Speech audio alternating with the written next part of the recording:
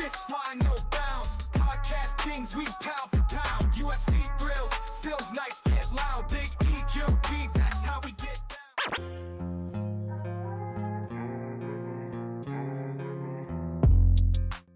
Yo, what's going on, everybody? Welcome back to another episode of the GRP. Back at it on a Sunday, and I'm surprised I'm here. I was this close to just not even doing a show, only because I felt like I had a lot of stuff going on, and I was trying to relax throughout the weekend, and then time got away from me, and then I unmotivated. But these are the times that I got to do it the most, is when I'm unmotivated, and it's just because, you know, there's no fights this weekend. There was no fights this weekend, so you know, I'm always real on here as much as I can be, and I'm just a normal person, so I didn't have any motivation. And then I just I don't know, I just got I just got a feeling all of a sudden, and I made a thumbnail and I went off that. And I mean, I kind of thought about doing this already, which was talking about Conor and Max a little more in depth, just because that fight's coming up, you know what I mean? It's a big one. It's the return of Conor McGregor. Whether you love him or hate him, you're gonna watch him, and that's for damn sure. And same here, you know what I'm saying? I'm not the biggest Conor fan. It's always up and down for me. I appreciate everything he's done for the sport, the superstar that he is and was. I don't think he is one as much as he was one, but there's so many things that happened back in the day that, you know, he was a part of. He has so many records under his name. There's just so many things, and you know, breaking it down a little deeper, you start to see that really that's popularity, that's how you present yourself, and all those things. So that's kind of what I want to talk about a little bit, because on one hand, you got a guy who worked hard to get where he was, and then he got where he was, and he just catapulted even further higher, you know, further up in stardom. And it feels like, looking back now, it feels like he forgot about the fighting aspect of it all. So, you know, it's almost like he got so big that he forgot about what got him there. And that's kind of what I wanted to talk about today. Because on the other hand, you got the guy who is super popular too, you know, well loved by a lot of fans, and worked super hard to get where he was, and he wasn't anywhere near the realm of what Conor McGregor was when they fought each other the first time. And you know, he just throughout the time that Conor's been gone, and throughout the time that Conor's been wishy-washy in MMA, Max Holloway's made a career for himself. It's come and gone according to some people, but I think Max is still kicking, and this could really show something. He's at that point of his career where basically a Conor McGregor fight makes sense. Obviously it could have made sense back when, you know, Max was still a champion. It could have made sense for the simple fact that he was a champion, and Conor was just busy doing all kinds of other shit and out of the weight class already. So, you know, Max has made his way up in weight, and, you know, as most guys do, that especially the guys that are in the lower weight class. So that's kind of what I wanted to talk about, just because, you know, it's happening this weekend coming up, and it's a big fight. So Johnny was in the chat early and said Conor McCoke can beat Max if he have a leprechaun in his corner as the coach. Hey, what's going on? All is good. Happy 4th to you as well. I hope you had a good one. Man? What's happening with you, man? I hope everybody else had a good and safe and fun 4th of July. It was a pretty tame one for me, but at the same time, it was relaxing and nice. It was just me and the wife hanging out at home with the dogs. We had a makeshift pool. No, it was a pool, but we don't have a pool in our backyard, so we kind of did our own thing, and we got ourselves a pretty big size inflatable pool, which is kind of funny. My wife thought I wouldn't go for it, and I was like, hell yeah, get the bigger one so we can actually, you know, like, I don't know, make it worth it. I didn't get anything crazy. It's easily taken down, easily put up. Yeah, and so we hung out. We watched the hot dog eating contest because that's one of her favorite things. I know, just, you know, the jokes can stay away, but she definitely likes watching that. It's a you know, the 4th of July tradition. And then then yeah, we had hot dogs ourselves, and that was our lunch. After we hung out outside and chilled in the little pool for a while, listened to some music, and just hung out. It was cool. And then we hung out inside with the dogs and watched some TV, took a little nap, and then we went out to dinner later. So that was kind of how our fourth went. We didn't even watch any fireworks or anything, because we would have had to go somewhere to find some fireworks, and we just didn't care that much. So it's one of those things. If we're somewhere and there's fireworks, that's cool, we'll watch. But to go out of our way to go watch, I don't know. We got to be in the mood. And we just had a good day, so it was nice. It was nice. So that was ours, and obviously had some drinks throughout the day and stuff like that. So it wasn't like I took it super easy. Still drank a little throughout the day, but nothing like we have in the past, which was nice, because I didn't have to wake up with a hangover or anything like that. So hopefully everybody else had a good 4th of July. I know that might sound lame to some people, or kind of super tame, but it was a good day, honestly. It's nice just to have those relaxing days sometimes. And I still did enough to keep my mind going and not feel like I was doing absolutely nothing, but it was relaxing at the same time, so it was cool. But yeah, that was my 4th of July. And other than that, this weekend, with Friday off, we just did some stuff around the house and stuff like that, ran some errands and things. Nothing crazy. This weekend's been kind of nice, just to not have a ton going on, but always busy somehow. That's what's annoying. There's always one way or another that I'm busy with something. If it's not stuff for the show, it's someone needs some help with something, or which is fine, because I don't really like sitting around on the couch too much, but I do like having my time to sit and relax when I decide to. So it was a good balance of all of it this weekend. And yeah, that leads us into this week. Back to a full week of work, and also just anticipating a fight. So one way or another, you'll know this, that I'll definitely be having a watch party for the McGregor and Holloway fight next weekend. It's International Fight Week, so of course there's a lot of things going on. The fight card is damn good from the bottom to the top on the main card. I haven't looked all the way through the prelims yet, but if I remember right, there's some really good fights down there too. So I'm definitely looking forward to it. And yeah, like I said, even if I'm by myself, I haven't I don't think that Clark will want to miss this one, but Josh, you never know. So I have to remind him, and because he doesn't keep up with when the actual fights are. So we'll see if anybody comes for the actual fights or for the watch party, or else I'll just be doing it on my own, which is cool too. I don't mind that at all.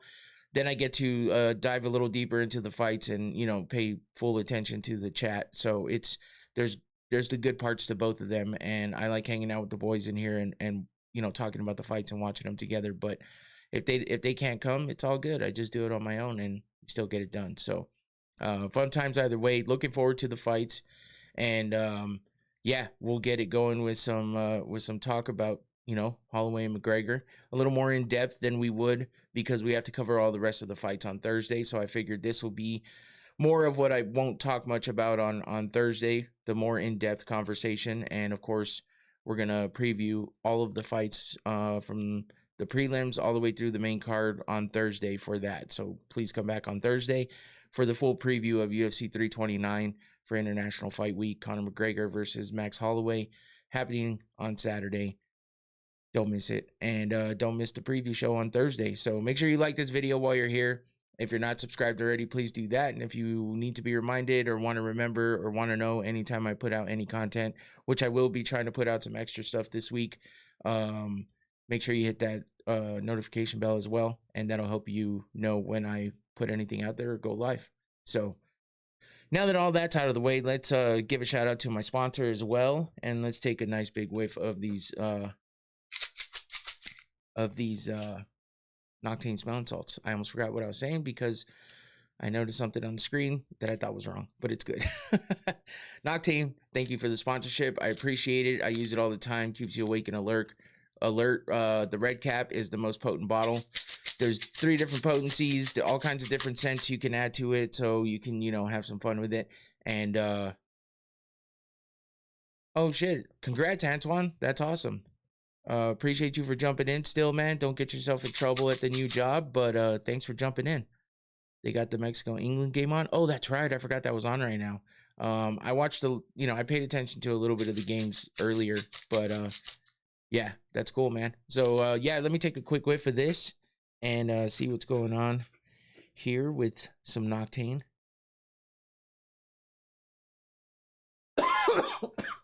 Yep. Whoo. Yep, that was a good one. It took a second to hit, but it hit. Noctane, thank you for the sponsorship. Go check out their website. You can scan that QR code on the screen or click the link in the description below. It's always down there. I always have it up. Yeah, no problem, Antoine. I appreciate your viewership and support, but I definitely don't want you to get in trouble for having me on or anything like that and not paying attention. So I would feel very bad. But congrats on the new job, man. I hope you enjoy it and I hope it goes well for you. And oh yeah, thank you, Noctane, for the sponsorship. And yeah, I appreciate your support as always, man. You've been a real one since the beginning. So since the beginning of you being here. But do I have any family members from Mexico? Probably down the road somewhere, but I don't. I don't have. I'm not real close to a lot of my super extended family, so I'm not even sure. But I know my family. There's a big part of my family that came from there. So, yeah, all the details are blurry for me. I don't really know. So, but I'm sure somewhere in there. As of right now, nobody I know is in Mexico or lives there. So, or came directly from there at the moment. So I'll put it like that. Anybody that is not with us anymore. I know, like I said, grandparents and stuff like that. How did I learn to understand Spanish so well? My parents and my grandparents spoke Spanish to me when I was growing up. So it was, Spanglish, but Spanish. So I learned that way. I just not good at speaking Spanish. I don't like the way I sound. I can't roll my R's, which is stupid. But probably if I worked at it a little more, it might get better. But either way, yeah, I don't speak it very well, but I can if I have to, and I can understand a lot of it. So, and that's just because, like I said, and I was just at my mom's place earlier today, and my pops is over there too. So, we were all talking, and they both speak Spanglish to me still. They start a sentence in Spanish, end it in English. Sometimes my dad tells me something in Spanish, and I think he thinks I don't understand it, and then he tells me in English.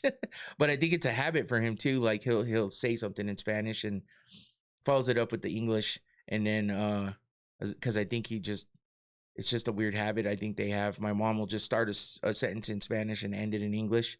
It's kind of funny. But it's cool because it keeps me up on my Spanish. I don't speak Spanish a lot, and I don't, listen to other people's conversations for the most part. So unless they're talking to me, I don't know. But I can understand some of it, and I can read some of it too. Honestly, I surprise myself. I'm reading billboards and shit like that, and I'm like, oh, I actually know what that says. I'll look it up sometimes to make sure I'm right. But yeah, I should be way more fluent in Spanish, but I'm not. So, and that's my bad. That's me being lazy. That's me not feeling the need to. And yeah, yeah, it's my fault. That's really, I can't say much more than that. So I'm grateful that I know as much as I do for now. So anyway, yeah, let's get into this. Let's see. There was some BKFC going on this weekend. But I didn't really catch much of what was going on. I saw some highlights here and there. I think there was some boxing going on this weekend too, but I'm not even sure. I didn't see a whole lot coming out from the combat sports world this weekend. It just wasn't really there. So everyone's focused on the 4th of July. This 4th of July felt different than most, and I think it's because it's the 250th birthday. Everybody making rounds podcast.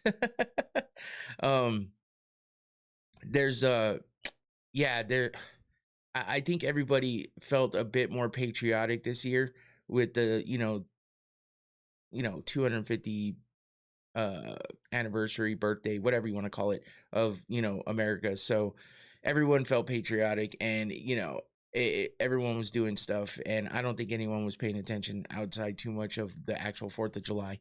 So, and then of course this is like the one year we don't do anything at all. There's been years where we've, gone to friends' houses and stuff like that, but yeah, we didn't do anything this year, so it's kind of weird. I wrote that in Spanish. It translated. Oh, yeah. You know what?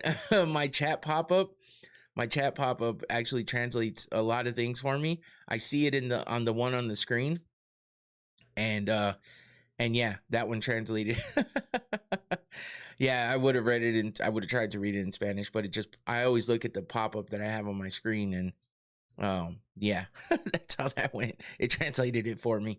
That did remind me though. I did do one other thing this weekend that was new, and this is kind of weird, especially coming from me, but I tell you guys all the time that I cook all the food here at my house, right? And then I used to do it for a living and stuff. I'm not a big baker. I've baked things in the past, but I'm not a big baker. Like you kind of have to be too precise with measurements and stuff. At least I've noticed that in the past with baking, you kind of have to be a little more precise because things can actually go wrong for you. And so I'm not big on baking, but with my older daughter being gone, she was the one that made the bread for us. She made sourdough bread. So she would make it for us all the time, and we've kind of missed it. So and she left me, you have to have a starter. So with that starter, you can make the dough. And she left me some of that, and I hadn't touched it since she left.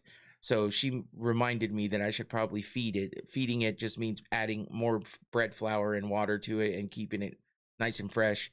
But I hadn't done it, which is fine. But I hadn't done it, hadn't tried to use it. So I decided this weekend that I was going to do it and actually try to make the bread. So I did that, and I actually made my first loaf of bread, which is crazy. Never thought I'd find myself making it, especially after seeing the process that she's gone through. But she was always making multiple loaves. So yeah, I did. I made a loaf of sourdough bread, which is crazy. And it wasn't that bad. It came out good. I mean, it actually came out good, and it tasted good. So I've seen some massive failures with people making sourdough, especially since it's been such a crazy trend with the women. You know what I mean? But I did it because I wanted to make sure that first of all, that I could still do it, and something like that. And on top of that, we just wanted bread, and I'm the cook in the house, so I did it, and yeah, it worked out good. Bread came out good. It tasted like my daughter made it, and the consistency, the texture, the cook, everything came out good. I have a few things I can tweak on it and make it better, but yeah, I was kind of surprised with myself. So it was kind of nice to know that the first one I did came out well, and we had some of it yesterday, we had some of it today. So it's good. It's good to have that nice fresh bread again. It makes me miss my daughter a little more because she would always be the one to make it for us. But nice to know she helped me throughout the way. She walked me through it as much as she could over the phone, on video, and stuff like that. And so yeah, I got to give her all the credit in the world for being a great teacher from thousands of miles away. So that was awesome, and it was cool to be able to kind of do that along with her. So appreciate that, Haley. And yeah, have you ever played soccer recreationally? No, but when I was in 5th grade was Johnny. Another one. Here comes Johnny once again. That's amazing and secret recipe in it. Yeah, I played soccer in 5th grade. That was really, and a little bit in middle school. But yeah, I played it like all the time, and I got into all kinds of fights playing soccer in elementary school, which is hilarious. Hey, what's up, Junior? But yeah, it was kind of funny, and the fact that I actually, I played goalie, and then I would play on the field too, but it was cool. But that's about the extent of my soccer. I never really played much than that. Also, just curious, when you were a kid, teenager, what hairstyle did you rock? Oh man, you don't even want to know. When I was younger, my mom kind of just had my hair, I don't know, it was styled in some way. But when I was in like middle school and shit, I went with the half like crew cut, half somewhat buzzed hair, and I went to a little bit of a spikiness for a little while, and then high school hit or 8th grade ended and I just shaved my head. It was too hot and I was outside all the time and I never stopped. So just shaved my head pretty much since then. Do you like remember that time, elementary, middle, and high? A little bit, man. There's a lot of things I do remember, a lot of things I don't though. Who do you think is the best fighter with the worst record currently? Low cut fade, man. Yeah. I play hooky. Best fighter with the worst record currently? I don't know, because when I think of worst record, I'd have to really look at the list. You know what I'm saying? Like I'd have to really think about and see people's records. I can't think of one off the top of my head. Who do you think, Junior? Like, if maybe you telling me will spark something in my head. Because I mean, obviously, I don't think Tai Tuivasa is the best fighter at all. And the fact that he's lost 7 in a row, that makes his record horrible. But yeah, so like I'm stuck on thinking about guys that are just not great. Juliana Pena is the best fighter with the worst record. Okay. That's interesting. Uh you know, Juliana Pena, let me see, what is her record? That I'm curious to see that. 11-6. That's not that bad. That's not that bad. In the UFC, it's 8-4. I guess that's not great considering she was a champ, but it's not that bad. Charles Oliveira, okay, that makes sense. A lot of losses on that record, but yet still a great fighter. That makes sense. Yeah, I just can't think of any, man. I guess my brain's not working that great right now. I'm trying to think. I mean, I wouldn't say Sean Strickland, like Oliveira, 9 losses, but still a champ, or like Angela Hill, though she's unranked. Dude, Angela Hill has more losses than she has wins. So I feel like, but I guess you can say she's a great fighter because she's really tough. She's still going. Yeah, man. What up, Tyler Fish? Yeah, that's a tough one. Sean Strickland, I don't think that's that bad. Yeah, I can't think of one, man. Terrence McKinney is 18-8, so that's not bad. I was just thinking that I've seen him lose a lot. Robert Whitaker is 27-9. That's not that bad. I mean, 9 losses, yeah. Sean Strickland is 1 loss away from the Brazilian 10. Yeah, I guess. I mean, 9 losses. I guess that is a lot. I feel like you gotta kind of be double digits or more. You know what I'm saying? Like 10 or more losses. I guess if you're at 9, that's pretty close. So yeah.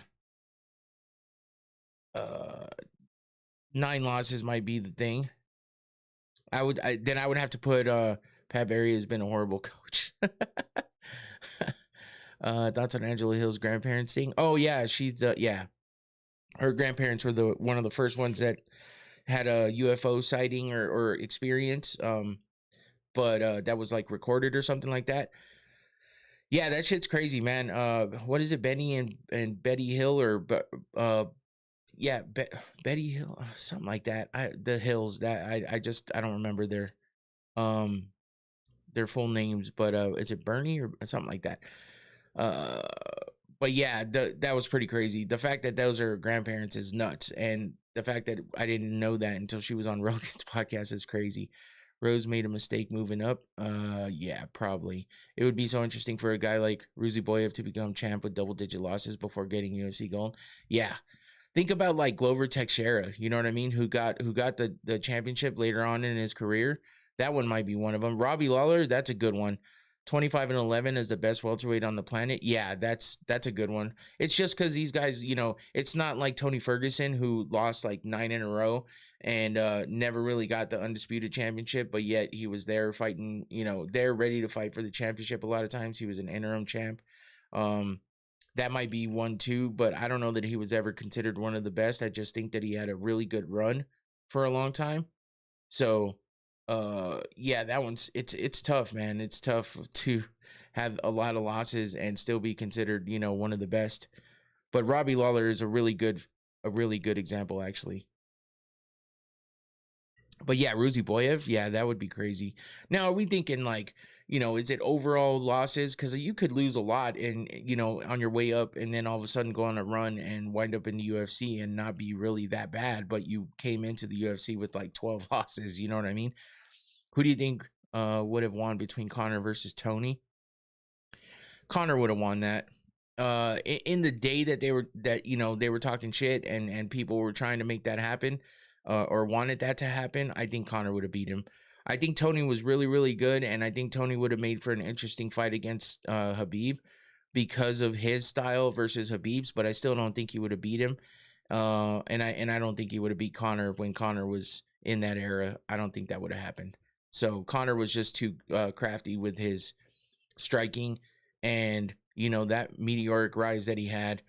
He was unstoppable for so long, and I think Tony was always one of those guys that went on a really long streak, but once he went down hard, and I think Conor would have caused that sooner if he would have fought him back in those days. So for me, I think Conor would have beat him.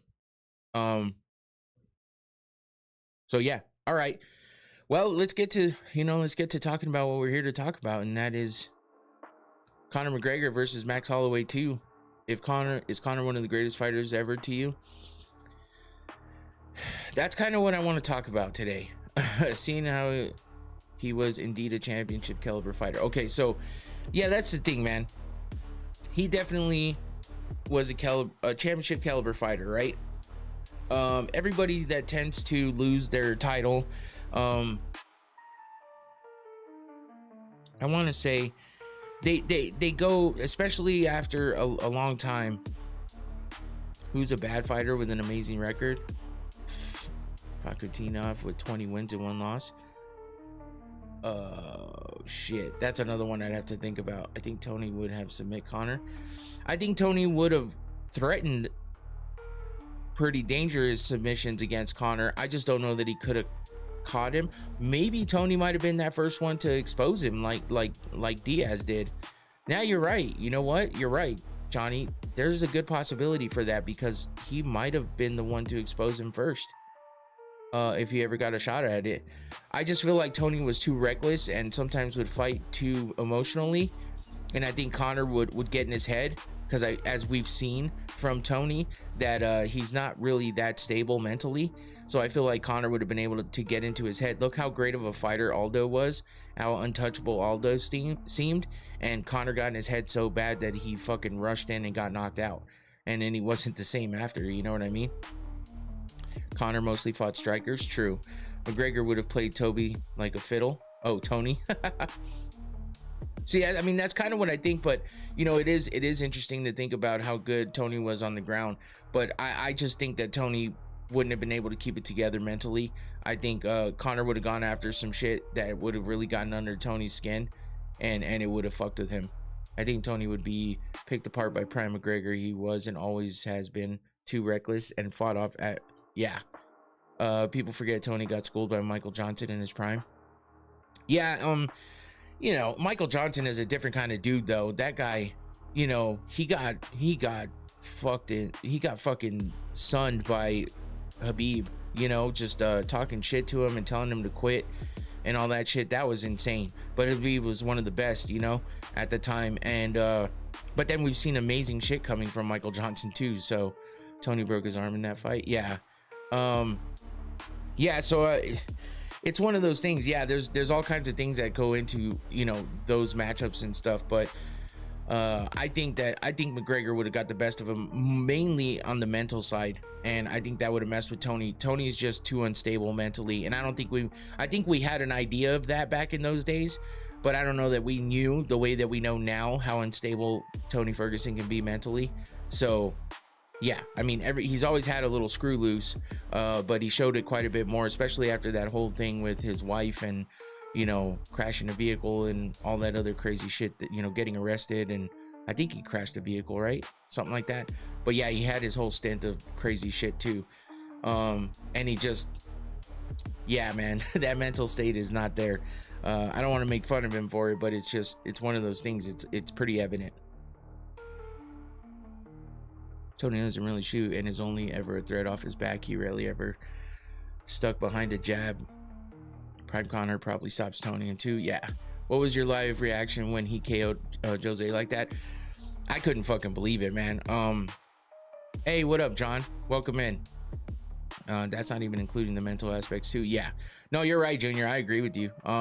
Just the thought though, quickly about you know, just the thought of Tony possibly, submitting him though. I didn't even put any thought into that one. So that was me kind of thinking out loud about that. But I don't believe it at all. I think McGregor would have taken him. But those are what ifs. Which fight are you most excited for this Saturday besides the main event?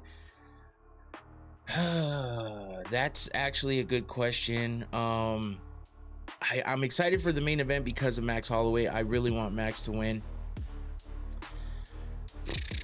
It's hard, man. It's hard. I'm curious to see how this BSD and Patty Pimblett fight goes because I wonder how Patty's gonna bounce back from that beating that he took from Justin.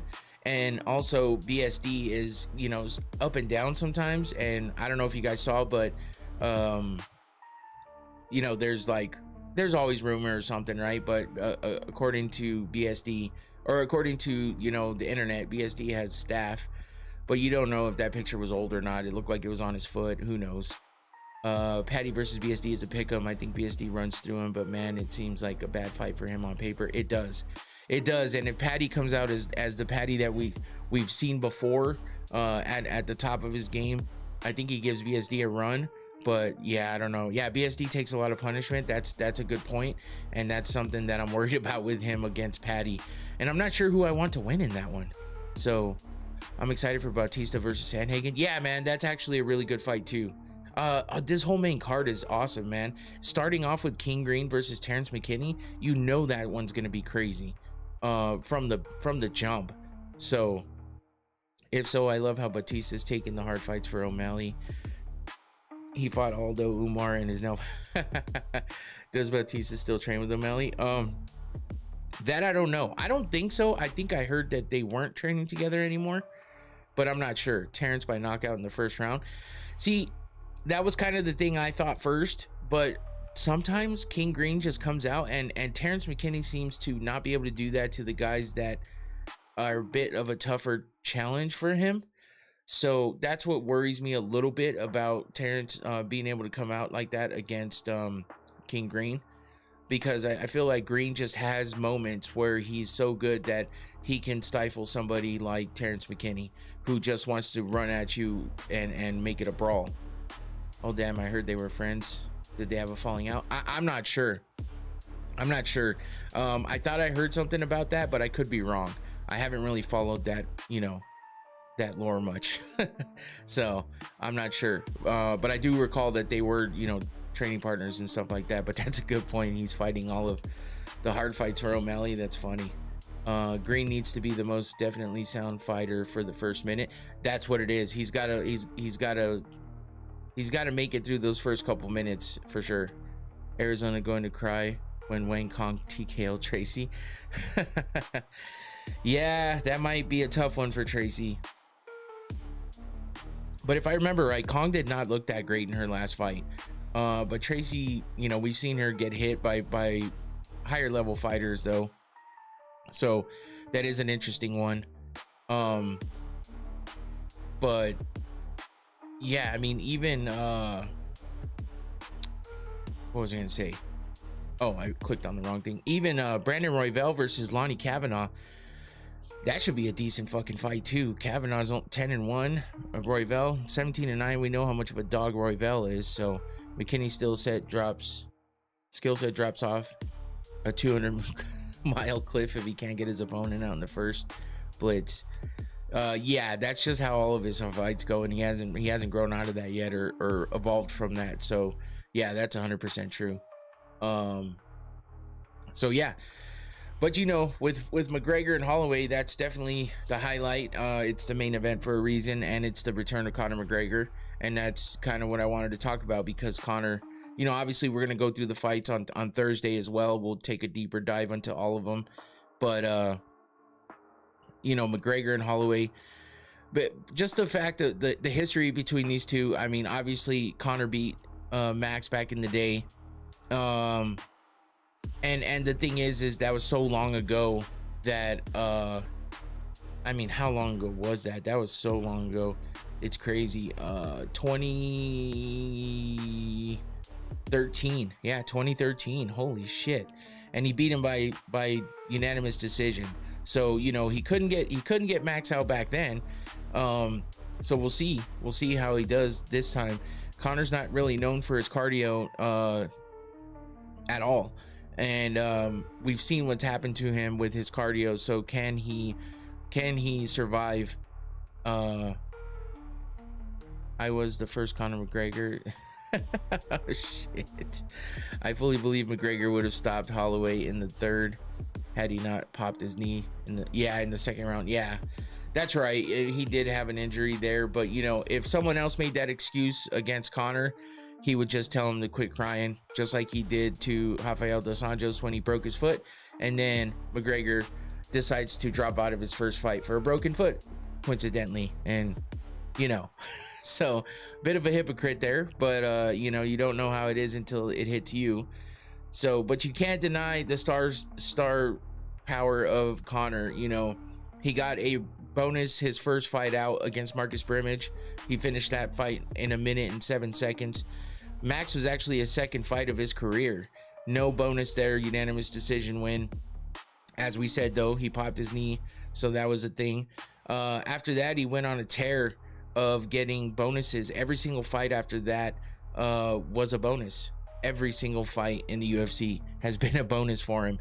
He got a performance bonus against Diego Brandao for that first round finish there. Dustin Poirier, he finished in the first round as well, performance bonus. Dennis Seaver finished in the second round, performance bonus. Chad Mendes for the title, performance bonus. Beat Jose Aldo to unify the title, and that was a performance bonus. All finishes. And then he lost to Nate Diaz, but got a fight of the night bonus. Then he came back, beat Diaz, got a fight of the night bonus on that one as well, and then beat Eddie Alvarez after that to become a 2-division champion. Got a performance bonus after that. Then that's when he lost to Khabib, beat Cowboy, got a bonus there, and then he's lost his fight every fight since then, which has only been the 2 Dustin Poirier ones. Did you watch Conor versus Max 1 live? I believe so, but I don't fully remember it. Because I didn't even realize that I had actually watched the very first Conor fight until I realized and remembered that it was Marcus Brimage, and I was like, holy shit. I for some reason was thinking that he had a couple fights before that when he first started getting big, and then I realized that I watched the Marcus Brimage fight. So I was like, I know for sure that that I saw the Max Holloway fight, because then I remember the Brandao fight 100%. I remember the Poirier fight. I remember the Seaver fight, the Mendes fight. I think I've watched every single fight live since then. So 2012 definitely makes sense. 2013 100% makes sense for me to be watching, because 2013 is when all those pictures came. That the majority of those pictures from Thursday came from the 2013 Fan Expo. So when I met Chuck Liddell and Anthony Pettis and all those fighters in those first pictures. So yeah, I was deep into it. Not as deep as I am now, but definitely deep into MMA back then. So I definitely watched every single fight back then, like I still do. There was a small time in there where I wasn't watching every single fight, but still keeping up with it. Did you ever think Mac would be a champion? Yeah, I kind of, the writing was on the wall. Oh, okay. I thought you meant McGregor. Max, at that point, I didn't really think much of Max. He was just another guy that fell to McGregor. And then when Max really started making a splash, I started to think that, you know, he had something. And I liked the way he talked. I liked the way he carried himself. You know, I mean, if you look at Max, he actually has a lot of losses himself. He's at 9 losses too. He's 27-9 for Max Holloway. And you know, he started his career against he started his career well before Conor did. He fought Dustin Poirier in his first fight ever, which is nuts. I think McGregor versus Diaz 2 was a clear 3-2 Conor. I even thought Conor got a 10-8 in the second round. Yeah, I mean, I don't know about the 10-8, but it was a majority decision regardless. He won. Who gives a shit how clear it was, to be honest with you. I am a huge Diaz fan, but when it comes down to it, I knew he lost that fight. I thought that if he would have turned it up in a couple different scenarios, he would have definitely had a chance to slip away with that fight. But he did some damage in that second fight too, but he definitely the way that he fought, the way that ended, I understood why McGregor got that win. Diaz kind of pieced Conor up in the later parts of the second. Was that the second? Did they only go? Max has 9 losses, 5 of which came from the same 2 people. Yeah, that's true. While he lost to Dustin Poirier in his first fight, he got triangled. And he started in 2012. Then he fought Pat Schilling, Justin Lawrence, and Leonard Garcia, got wins in all of those, 2 decisions and a TKO. Then he lost to Dennis Bermudez and Conor, 2 in a row. Came back with a performance of the night bonus with a second round TKO over Will Chope. Beat Andre Feely, Clay Collard. This is when he started his big run. That's 3 wins, 4, 5, 6, 7, 8 wins in a row before he fought Anthony Pettis and won the title. So in those 8 wins in a row, he got 3 bonuses and a lot of TKO wins, a few subs mixed in there, and a few decisions as well. And then he beat Anthony Pettis, and then beat Jose Aldo. Oh, that was to unify the belt. Okay, Anthony Pettis for the interim. Unified the belts with Aldo and beat him. And then beat Aldo a second time. And then beat Ortega, which was that crazy one where he actually was teaching Ortega how to fucking defend, which is weird. The only rematch Max has won is the Aldo rematch. Where were you watch Aldo? Were you watching Aldo in WEC? I think so. I just don't remember a ton of WEC. Crazy how Max is called pillow fisted when he has the most TKOs in featherweight. Yeah, it's because people think he doesn't have that one punch knockout power. That's why they call him pillow fist. But for me, it's just like Diaz, man. He the volume is crazy. The volume is there, and that volume punching will wear somebody out. I even think Max punches harder than Diaz for sure. From everything I've seen, he's got way more TKO wins. So I don't know. People just say that to talk shit, I think. So but yeah, he lost to Dustin Poirier, and then beat Frankie Edgar, lost to Volk, beat Cater, beat Yair, came back and lost to Volk again, and then beat Arnold Allen, Chan Sung Jung, and then Gaethje, lost it to Poirier, beat Dustin, and then lost to Oliveira. So, you know, it's one of those things, man. It's like, yeah, it's just one of those things with Max. He has lost most of his to the same people. Ilya and Charles are 1 apiece. Volk is 3 times, and Dustin is twice. So it's crazy. Is Frankie a top 5 lightweight of all time? I think so.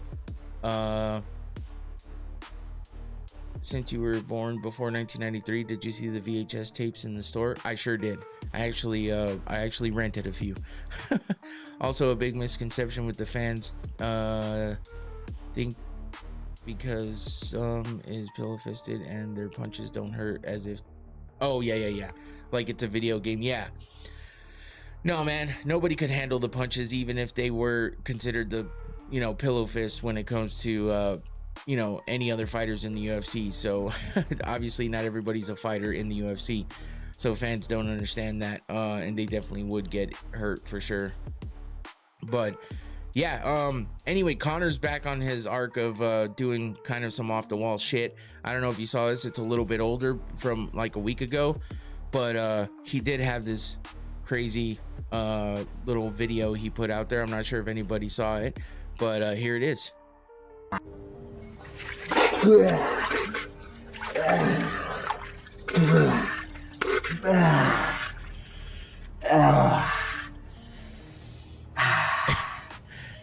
it's kind of it's kind of uncomfortable.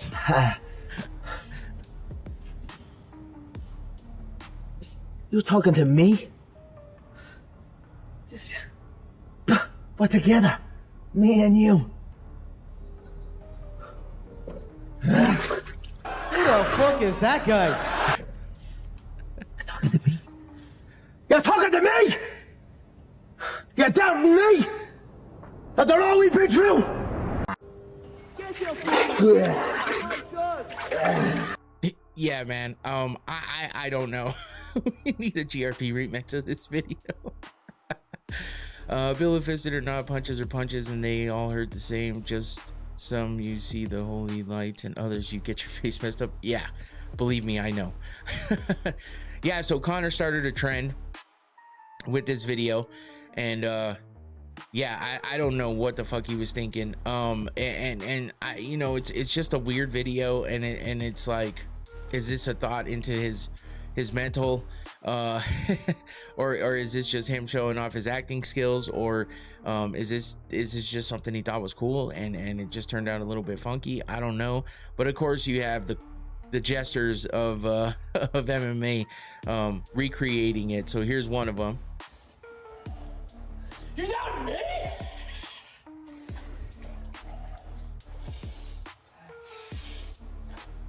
After everything we've been through, you don't think I could check kicks? Cause I got colorful hair? You're doubting me? I'm back.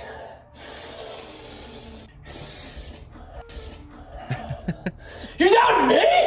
So, you know, Sugar's definitely takes it to another level. And it's just like, I mean, he of all people definitely has makes it look a little more insane and with some of the things that he's doing in the video. It's pretty funny though. So he's not the only one that did it. We had Josh Hokett recreated as well. So here's his version.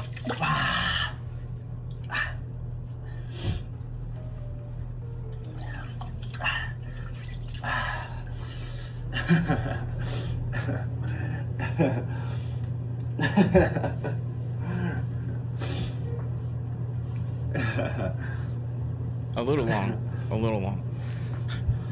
Why? Why me? Why do you guys choose not to believe in me, huh? Is it because of the down bot? Hey, dog, what's up, homie? Is it the rhymes? Is it shy guy flirting with Laura Senko? You guys said I couldn't be top 5. I feel like you went a little long. Is it the stomach? Come on. You said I couldn't be a heavyweight title challenger. That no one would take me serious. What now? When are you guys gonna start believing, huh? Huh? Well, you know what? It doesn't matter what you guys think, and it will never matter what you guys think. So that's Josh Hokett with his take on the McGregor video. And, you know, I don't know what the hell he was thinking when it came to, his was a little long. And I was just like, what are we doing here? Hold on one second. I actually meant to do this.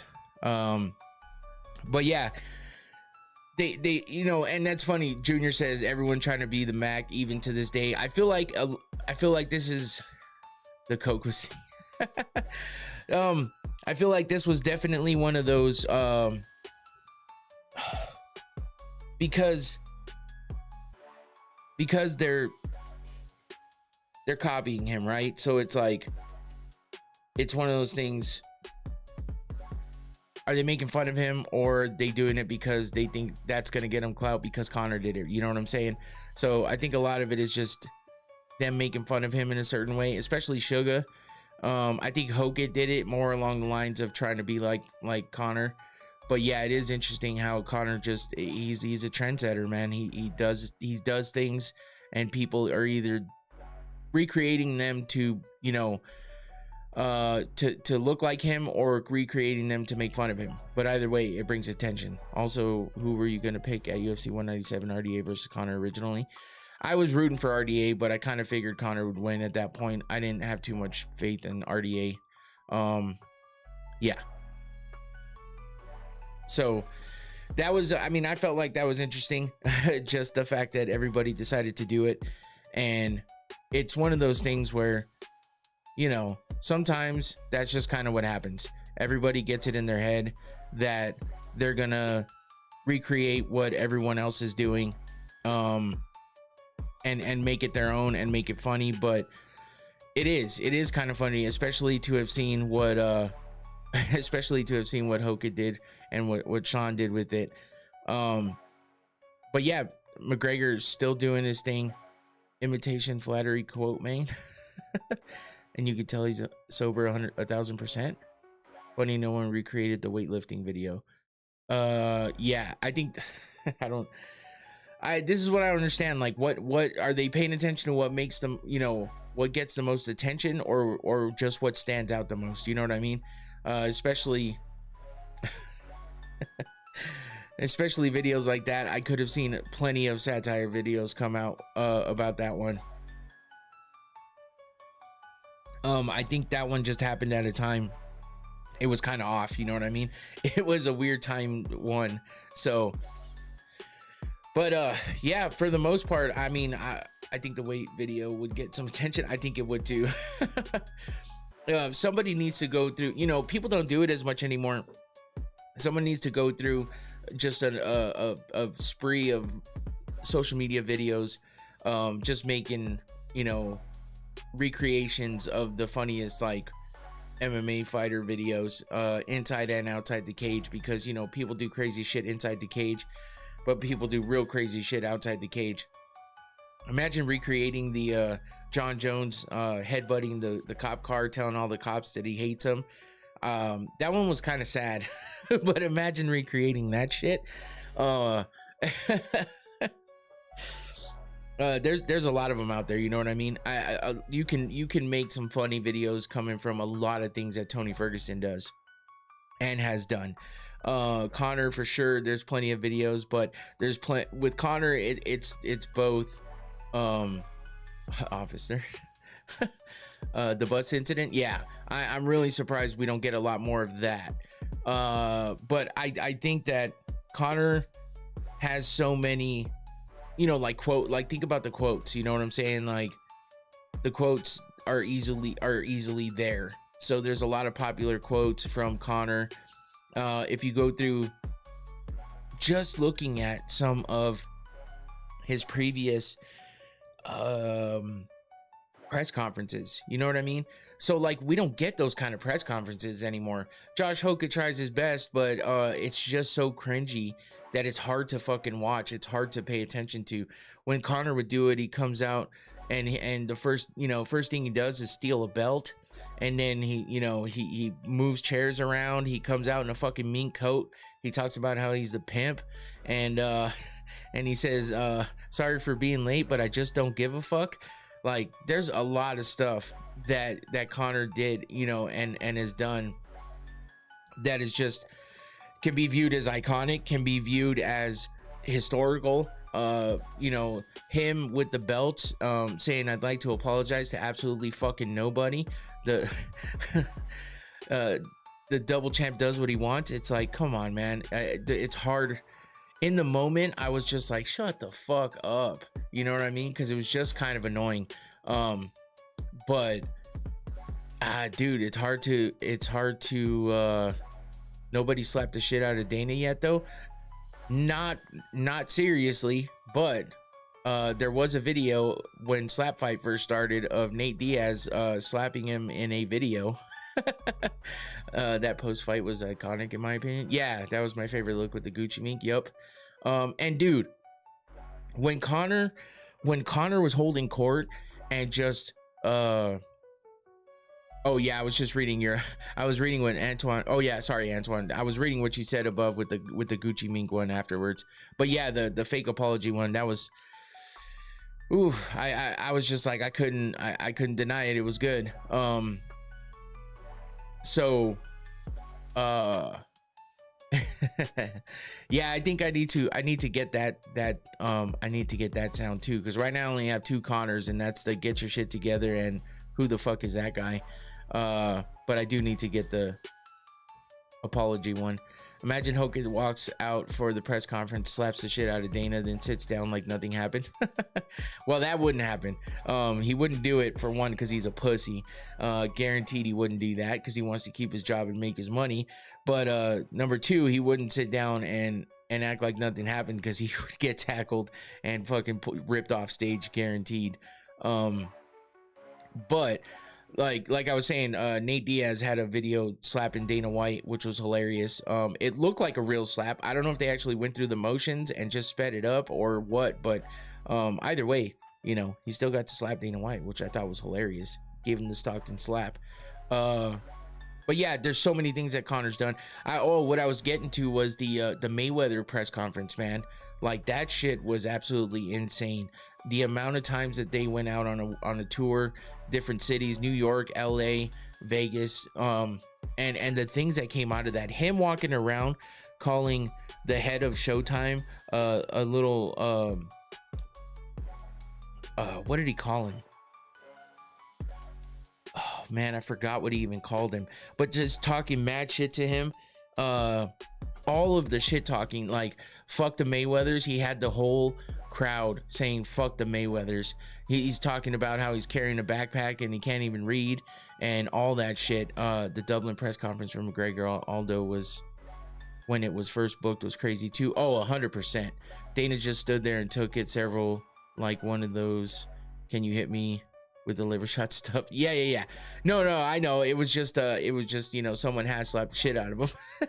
So he did take it, but I'm sure Diaz didn't give him the full slap. Either way, it was a video made, so it was kind of funny. But yeah, the Dublin press conference was insane too, with Aldo, him tearing up the picture, him calling him a pussy when he was sitting in the car, and Aldo's walking away, and he's like, Octavio. He's like, you know what that means? That means pussy. Shit was fucking funny, man. People forget we almost had a Dublin press conference from McGregor. Yeah, man. That's the thing is I just wish they would go back to that kind of shit. You know, the really big fights that matter, people that have a lot of steam behind them. It's just nobody has gotten to the level of McGregor. I know Ilya was super popular, you know, internationally as well. That would have been the best time when Ilya at the top of his game. Now he's only lost the one time, and I know we're talking about him like he's a has-been already, and I don't mean that, but that would have been the best time to have some kind of a press tour like that. You know what I'm saying? Like, bring that shit back, man. That's the kind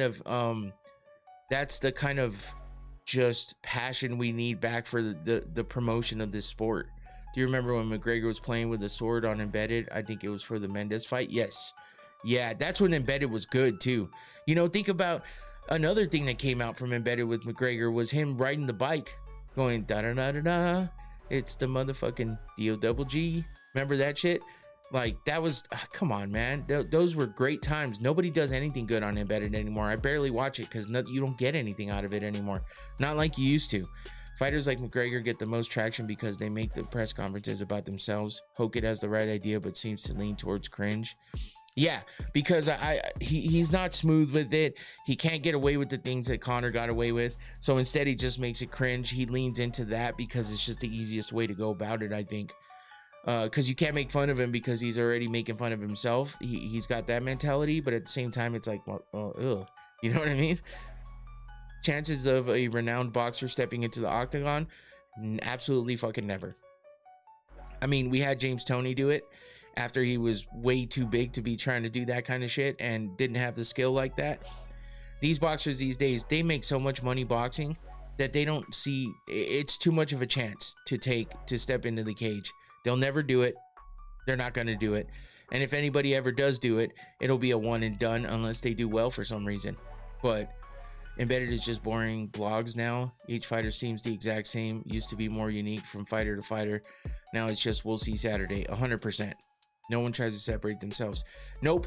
And I guarantee it's because, you know, there was too many people getting, you know, edited the wrong way, or getting edited in ways that just didn't make sense or made it look stupid when it was supposed to be a whole thing. You know, you can't put forth the effort if you're not in charge of the editing, or at least know damn sure that they're going to edit you correctly. So that's one part of it. And if they don't think about that, they just think about the fact that, you know, they don't want to have to deal with the backlash from any of it. A lot of them just want to focus on the fight at this point. There's no need to do any of that shit because they know it's not going to gain any traction. So it's not all on the fighters, but I think a lot of it is still, because I still think it's worth, you know, like you said, Hogan has the right idea. He's just doing it the wrong way, I feel like. And, you know, some people like it and it's fine, but it's never going to be like Conor. And there hasn't been one like Conor, and there, you know, there might not ever be one like Conor again. Who knows? But we'll see. We'll see what kind of Conor, because we saw what happened with Conor trying to be nice with Dustin Poirier, and then he took a full heel turn, and changed that shit quickly. And, you know, with a broken leg, sitting on the mat talking about your wife's in my DMs. So, you know, he tried to be nice, and then it just got crazy. So, you know, we've seen him try to be nice. He was nice with Cowboy, but then, you know, that wasn't like the craziest fight. Cowboy just kind of just crumbled, unfortunately. So I also know fighters are hyper aware of their perception. They don't want to be that guy that ended up on a Cocky Fighter Gets Humbled compilation. Exactly. I only watch a fighter walk into the gym, say some small talk to some people there, and talk about how they're going to prepare so many times. Yeah, that's why I don't watch it anymore either. Cause and I hate it when I miss good shit on Embedded, but that's very few and far between, so it sucks. I like Hokit, but he's been dragging the cringe a bit too much, especially with the Michelle Obama shit. Yeah, I mean, that one's kind of played out too, man. It's like that was a while ago people were saying that shit, and then he brings it back and it's like thinks it's the funniest thing in the world. It's like, bro, it was just so dumb. You could have done that differently with a little more effort and time and thought preparation for that one. But whatever. Conor McGregor is a real actor, pretends to be a good guy. That's John Jones, and he's not good at it. He pretends so hard to be a good guy, and he's not at all. So, I hear Barack Obama wants to fight Josh Hogan in a street fight. Is that with the Secret Service there or no? But I just don't know that there's ever going to be another guy like Conor. I think the sport has changed so much, and it's the emphasis on the superstar of the organization has changed so much. And I think that Conor is the reason. Conor's the one that did it, and then he's the reason why it can't be done again. And that's because he held so much power in his superstardom, and because it's still going, and because people still make it a huge deal that he's coming back finally, and are gonna be, it's gonna be such a big deal with him there. Yeah, I think I don't think that McGregor's ever gonna be duplicated. Embedded did mansion tours, fighters doing tape studios, some more trash talking between the media day stuff. They just stick to training and occasionally tourist attraction. Conor McGregor Jr. in 20 years. Yeah, I used to watch Embedded every week, but somewhere along the line it got so bland that I stopped caring for it. Yep, me too. That's exactly how I was. We need a press tour for Jan O'Malley too. That would be boring as hell, because Jan won't do shit or say shit that'll matter or be interesting, and O'Malley would be the one carrying it, and I don't think he has the charisma that McGregor has, because Suga is like a combo of Conor and Hokit, and the reason why I say that, just look at the contrast in the videos. You know what I'm saying? Hokit didn't take it full cringe like you would normally. He was just halfway did it. Conor did, you know, subtle cringe because he didn't realize how cringe it kind of seemed, but it was. But it was more of a serious video. And then Suga just took it to another level, acting like he's sniffing off the counter, you know, just looking like the Joker. And you know what I'm saying? So Suga is like a combination of Hokit. I don't get a lot of cringe from Suga unless you watch all of his TikToks, and then you might. But when it comes down to the shit talk, it's like he doesn't have the same thing that Conor had. So he dials it back a little bit, and I feel like his appearance is more of the loud thing than it is his shit talk. You know what I mean? The only embedded I've seen of a recent fight was Chimaev versus Strickland in UFC 250. I didn't even watch those. I think I watched one or two here or there. Conor, Ronda, and Brock are once in a lifetime box office draws. Yeah. And Brock's only that because of his stature and who he was in the WWE. If he would have been just another run-of-the-mill fighter, he wouldn't have got the opportunities he got.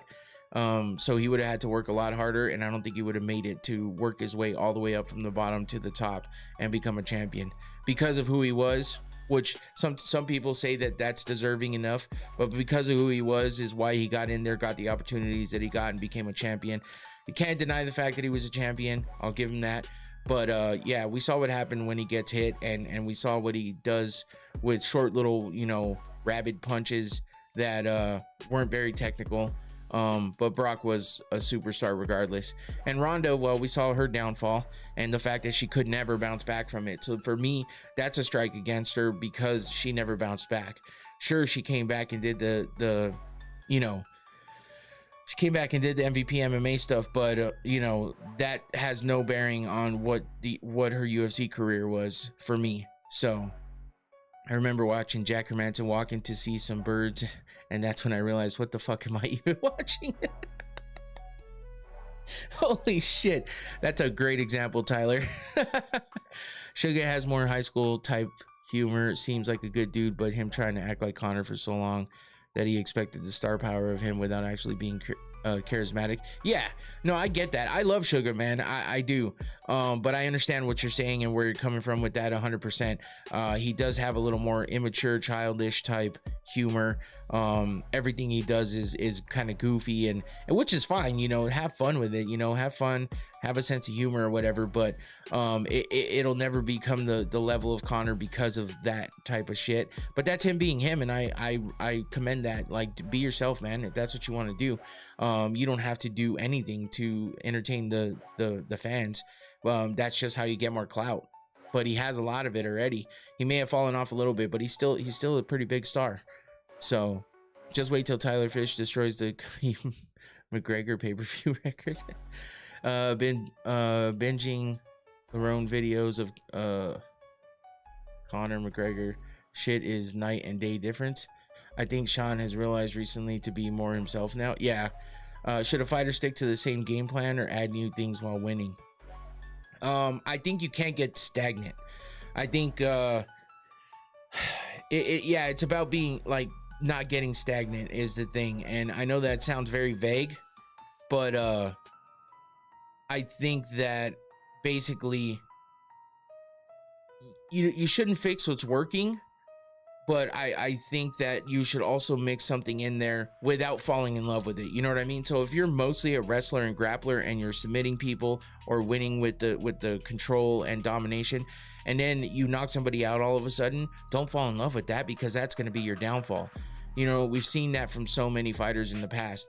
And then if you're just a pure striker and then you pull off a crazy submission because you've been working on your wrestling and grappling, don't fall in love with that shit and stop with the striking, because that's when you get knocked the fuck out. You know what I mean? Or continuously get subbed by guys who are way better than you because you all of a sudden found a love for the ground game. So yeah, you for sure should stick to the same game plan for the base. But I think building off of that and learning from every fight is a better plan and implementing things slowly, not counting on that to be the way you win.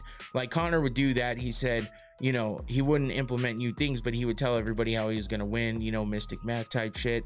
And that worked for him for a little while. That luck ends. And so don't think that because all of a sudden you've done well in training with your spinning back fist, so all of a sudden you become Shar Bullet and you're throwing multiple spinning back fists at without ever having knocked somebody out with it in a legitimate fight. You know what I mean? So I think changing it up is good, but to a certain extent. Look at Bilal. He convinced himself he was Canelo hands, and now he keeps. That's a great point, Tyler. The best MMA fighter are always the most diverse. Specialists are the exception. Yeah, because the specialists will always go down and lose, with the exception of Khabib. He was a specialist in what he did, and he used that to stay undefeated, become a champion, and stay a champion, and have success. But you know, a lot of people say if he would have stuck around, which he didn't for personal reasons, and I understand it, he wasn't ducking anybody or running from anybody. He fucking promised his mom that he wouldn't fight anymore. He still fought one fight after he told her he wouldn't fight anymore, and that was that Justin Gaethje fight. So he did that, and was it the Justin Gaethje fight? Fuck, whatever fight the last one was. Either way, he stuck to what he said, and he stopped fighting, and that was why. So yeah, I know a lot of people talk shit about that, but it is what it is. I think at some point in time, had he stuck around, he would have lost, because everybody loses at some point. The best MMA fighter, always the most. They're good everywhere and strong in one area, not excellent in a single art, and mid everywhere else. Yeah, it's tough, man. You got to be well-rounded, but you also have to have something that you're really good at to depend on, so that you can use everything else as a setup. You know what I mean? But if you're just decent at everything, you might find your way through some decent fights. But when you get to the upper echelon of your division, you're gonna find someone who's really great at something, and because you don't have enough of a game plan everywhere, and you're just kind of fighting your way through fights with the little bit from every single aspect, you're gonna crumble at some point. So, but it's a weird game, man. It's a weird game, and I think that it's subjective, and a lot of people believe a lot of different things, and I've never been a legit fighter, so I'm just going off of things that I've observed. I'm never explaining things in a way that I think is the honest truth above everyone else's. That's just my opinion, and my opinion can only go so far, because I've never been in there and fought a real fight like they have. I've just observed it for so many fucking years, and I continuously study it. So that's the only reason why I can speak about it the way I do. At least I feel like. If other people feel like it that I can't, then that's fine. But this is why I just do this for fun, because it's just an opinion, and I'm just putting my opinion out there. So hopefully it's not too off the wall and stupid. That's what I hope for the most. So hopefully it makes sense, and at least you can agree with some of it. Maybe Justin was stinging Khabib for how short that fight was. He put so much pressure on Gaethje, he was able to hide the fact that he was wobbled. Oh, I don't doubt it. I mean, but we've learned how hard Gaethje can hit and how much he can hurt somebody. So, I mean, I don't doubt it at all, but the end result is still the end result. He had mercy on Gaethje, and he didn't want to do what he had to do, but that's how things went. So that still kind of makes Khabib a crazy warrior in that aspect. So but yeah, I mean, sure, there's everyone's gonna face adversity. No one's ever gonna get through it unscathed. You know what I mean? Look at Ilya thinking he's gonna be the best in the world, beat Khabib's record, and be undefeated, and fucking never get any damage or all this other bullshit. Even though we saw him get wobbled against Jai Herbert, but you know what I mean. And then look what happened to him. He got absolutely annihilated. So yeah, it's just crazy. I think it's more luck of the draw than anything. Your skills can only take you so far. How much luck are you gonna have, and how much are you gonna take advantage of the situation? So, but that's, again, just my opinion. So anyway, yeah, I just wanted to talk a little bit about this fight, because there's really nothing else going on. And on top of that, I just wanted to do a show, and you guys brought it today with all the questions and the interactions, and folks were saying Ilya would put Prates out cold. Again, it's situational, man. I don't know, but the way he looked against Gaethje, I don't know what he would have done against Prates, but for sure. But yeah, no, you guys definitely brought it, and I appreciate all the questions and the interactions, because without that, this would have been a super short show, and it got my brain going, and got me talking about things, and I appreciate it. So that's why I like doing this show, man, and that's why my show hasn't always been this way, with the chat on the screen and a lot of chat interaction. I started off with very low viewers. I still don't get as many as I wished I would, but it's fun for the time that you guys are here. I appreciate everybody that comes in and interacts and sticks around. You know, you just found me however you found me, and you're still here hanging out and talking with me, and you know, all of us giving our opinions and thoughts about these fights and the event and everything else. So I can't tell you how much I appreciate that, because without all this interaction and stuff, these might not be, you know, as fun for me or for anybody. I can only talk so much about so many things, and you know, shows like this, I probably wouldn't even have done a show like this if I didn't know that I could count on you guys in the chat keeping me going with interactions and stuff like that. So Prates is the most dangerous striker in the UFC right now. I think he's one of them for sure. But yeah, I just wanted to show my appreciation to you guys as well for always